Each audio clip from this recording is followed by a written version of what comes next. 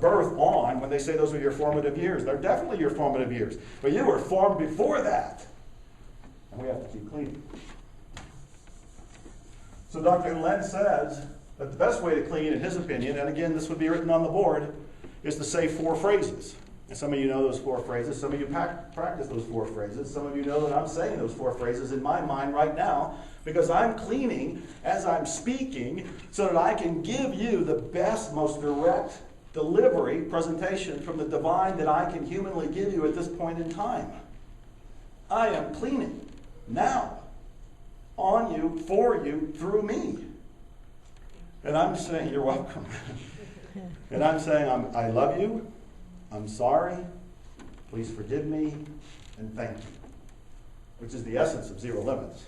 You don't even have to read the book now. I'm telling you the story, and I'm telling you the secret method. I love you, I'm sorry, please forgive me, thank you. I love you, I'm sorry, please forgive me, thank you. I love you, I'm sorry, please forgive me, thank you. You can say it in any order that you like. Why would you say this? Because some people resist it. They don't want to say, I'm sorry. They say, what did I do? I don't want to say, please forgive me. I don't have to ask for forgiveness for anything. So I love you, I'm sorry, please forgive me, thank you. I love you, I'm sorry, please forgive me, thank you. The way it's been explained to me and the way that I explain it is, you're saying, please forgive me for being so unconscious. Please forgive me because I have not been aware of everything going on in my life. I have not been aware of what I have had in me, my program, my beliefs from my ancestors or me, to bring in the reality I'm now experiencing.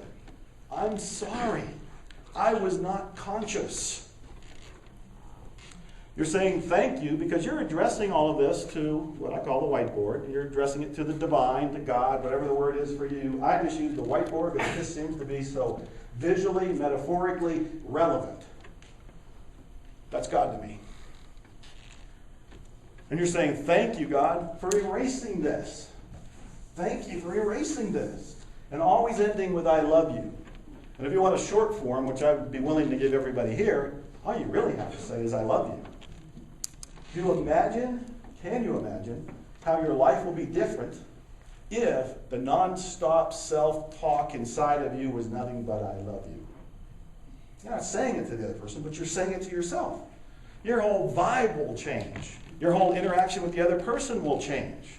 What you send out to the universe will change. And you will be helping to clean the country, the world, everything, the universe, as you're doing this. I love you, I'm sorry, please forgive me, thank you. But you can just say, I love you. And as you do, you are cleaning. The more you clean, the more you're going to be able to receive inspiration. Because remember I said earlier, you're either going to be receiving programming, which is any of this data, the 11 miles worth of data that's available at any moment, all of this centuries worth of programming that goes all the way back to who the hell knows where it started. You can be pulling programming from there, or you can be pulling inspiration. And when it comes, you act. But in order to get there, I love you, I'm sorry, please forgive me, and thank you. I love you, I'm sorry, please forgive me, and thank you. As I look at the file here,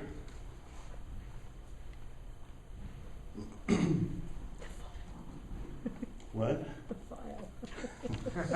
Yes, I was looking at somebody's file. I just don't know whose it was.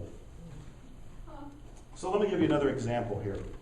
And this is one I gave to Debbie earlier, and she liked it a lot, so I should share it. So it's coming up for me in the moment. Okay, I was mentioning I like cars. A year and a half ago, I saw a car. I didn't intend to buy this car. In fact, I had never intended to even look at this particular car.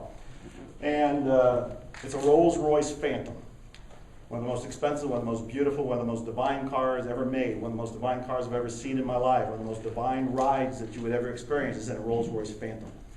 Note, I was not looking for a Rolls-Royce Phantom. It was not on my wish list. It was not on my intention list. And in fact, I tell people today, intentions are for wimps. Intentions are for wimps. You either have intentions or you have inspirations. And I used to be the cheerleader for intentions and wrote books on how to do intentions. You can still create a reality with intentions. But I find a much more magical, surprising, miraculous reality when I just say the hell with intentions and let inspiration come. When I saw this car, I was actually doing the Miracles Weekend when I saw you, Ariel. in San Diego. And I went and we saw the car. I fell in love with the car. I bought the car. Impulse purchase on the day, that was the day that the stock market had crashed the most number of points since 1929. I snubbed my nose at that. I bought a Rolls-Royce Phantom that very day. Okay, I was doing this from inspiration. But let me show you how this also triggered something else. So I'm buying the car, I'm walking around the car, and I'm looking at it going, it's big enough to have meetings in it. And then I thought, God, I wonder if anybody would pay to have a meeting in the car with me.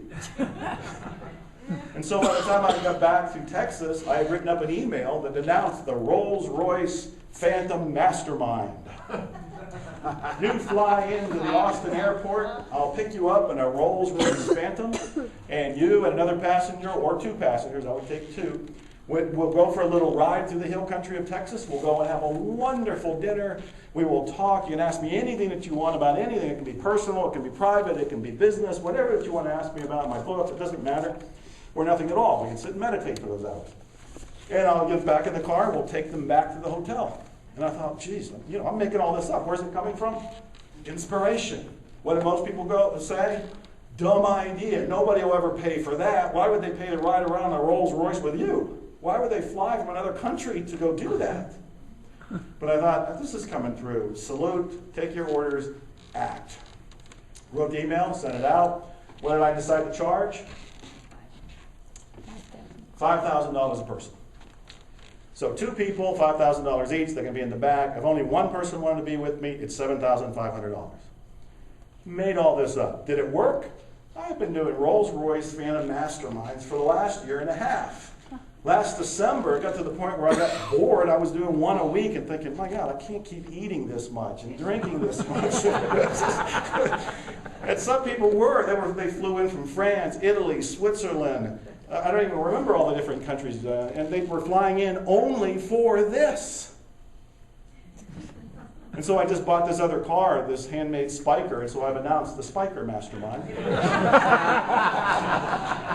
it's a smaller car, so it can only hold one person, but I already had a person say, I'll come and do it. Where does that come from? Where does that come from? I think that this is inspiration, and I think that this is coming from cleaning, non-stop cleaning. And for a guy who was homeless, maybe this is one reason I'm collecting cars. No car, no house, no nothing. Because people say, what kind of car did you live in when you were homeless? Car? It would have been so cool and wonderful and a relief to have a car. So maybe that's one reason I'm collecting cars. But the kind of cars now they come to me seem to come from inspiration. When I decide to do something with them, it isn't me sitting there brainstorming and strategizing and masterminding anything. That comes from inspiration, and what I do is say yes to it.